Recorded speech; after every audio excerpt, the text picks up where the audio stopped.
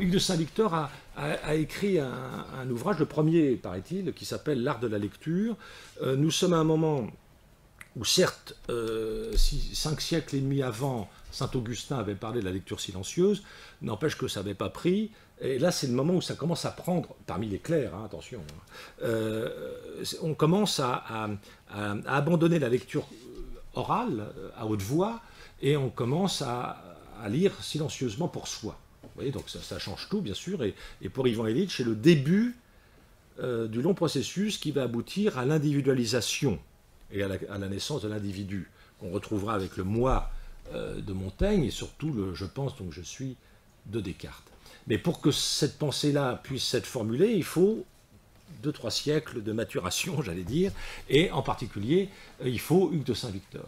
Alors, il n'y a pas de tableau, mais imaginez qu'on soit au XIe siècle, dans un manuscrit. Sur un manuscrit, vous auriez Barbara et Thierry vont discuter d'Ivan Illich à Nantes on est quel jour? Enfin, peu importe, le mardi, tant. Tout ça, c'est un seul mot.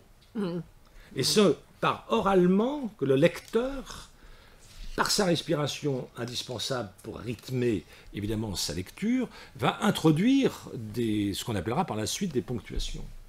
Mais si je fais un texte manuscrit à la main, pour une lecture silencieuse, eh bien ça va avec l'invention de la ponctuation. Donc Ivan Illich raconte l'histoire du point-virgule, de la virgule, etc., donc qui ne date pas du même moment, évidemment, tout ça est très subtil. Et si je lis personnellement un texte, je vais pouvoir les folioter, c'est-à-dire je vais pouvoir numéroter chaque folio, mais numérotant les folios, je vais pouvoir indexer. Et indexant, je vais pouvoir revenir à la page que je veux lire, ou au morceau que je veux lire. Donc, pour aller très très vite, dans ce livre somptueux, donc du lisible au visible, Ivan Illich raconte toutes ces innovations technologiques, mais qui ont à voir avec le corps, avec la respiration, d'une part, avec l'esprit, d'autre part, et aussi, bien sûr, avec l'esprit critique. Parce que l'Église voit bien que c'est un danger que chacun lise pour soi le texte, tranquillement, dans son âme et conscience. Donc l'Église scolastique va inventer la disputatio, simplement pour justement dire attendez, vous n'avez pas pensé comme ça, indépendamment de notre contrôle à nous, l'autorité institutionnelle. Donc ce livre est un régal d'intelligence, et surtout qu'il arrive évidemment à l'ordinateur et à l'hypertexte.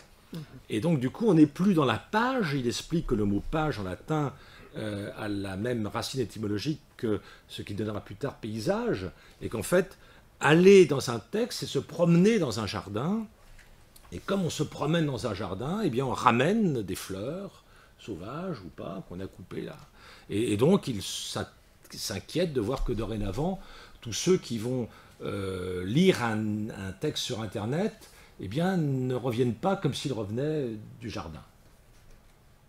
Mais ce n'est plus des pages, vous voyez, ce ne sont plus des paysages, on est dans autre chose. Et donc Illich fait ce livre est magnifique. En 1964, Martin Heidegger donnait une conférence à la demande d'un de ses fils, qui est prof dans une école de technique. Il fait une conférence spécialement pour son fils, pour ce public, et il lit la traduction allemande qui vient de paraître du livre de Norbert Wiener, Cybernétique et Société, qui était sorti en 1948 en américain et en français du reste. Donc c'est rare qu'un philosophe prenne un tel sujet, et il fait une conférence qui est traduite en français par Michel Haar, qui est un grand heideggerien, qui s'appelle « Langue de tradition, langage technique ». Et il dit ce que Illich raconte dans Du visible au lisible, c'est-à-dire que nous sommes tous ici dans cette salle bilingue, nous avons deux cultures en ce moment, la culture alphabétique et la culture numérique. Tant qu'on maîtrise les deux, ça va. Mais lorsque l'une l'emportera sur l'autre, et je crains que ce soit la culture numérique qui l'emporte sur la culture alphabétique, alors même, et là c'est l'allemand, mais je n'oserais pas prononcer mon mauvais allemand devant Barbara, mais c'est le dire qui disparaît, au profit d'une langue banalisée binaire. Et le dire, qu'est-ce que c'est?